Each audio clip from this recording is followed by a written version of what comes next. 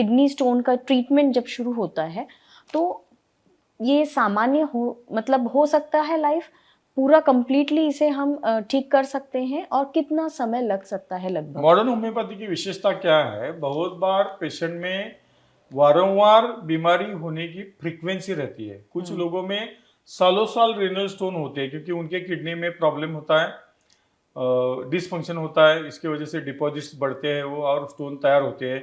कुछ लोगों में स्टोन बड़े होते हैं, उसको स्टैग हॉर्न कैल्कुला ऐसे भी बोला जाता है।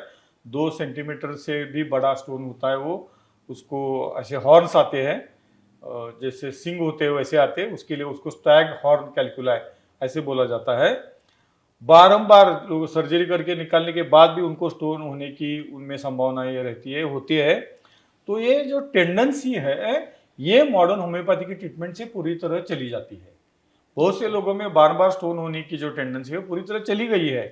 स्टोन तो चल पड़ती ही है, छोटे छोटे स्टोन हो, अगर 5-6 मिलीमीटर या 4 मिलीमीटर से 1 सेंटीमीटर तक के स्टोन है तो तुरंत पड़ जाते हो मॉडर्न होम्योपैथी की ट्रीटमेंट के दौरान।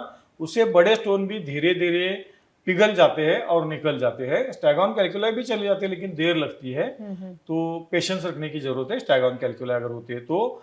दूसरी बात, मॉडर्न होम्योपैथी के ट्रीटमेंट से किडनी का फंक्शन सुधर जाता है। जैसे हमने देखा कि डायलिसिस बंद होता है, क्रिएटिन नॉर्मल आ जाता है, डायलिसिस करने वाला जिनको बताया उनको करने की जरूरत नहीं पड़ती। इसका मतलब किडनी का फंक्शन सुधार हो जाता है। वैसे ही रीनल कैल्कुला में किडनी का फंक्शन में सुधार होने के कारण स्टोन होना बंद हो जाता है।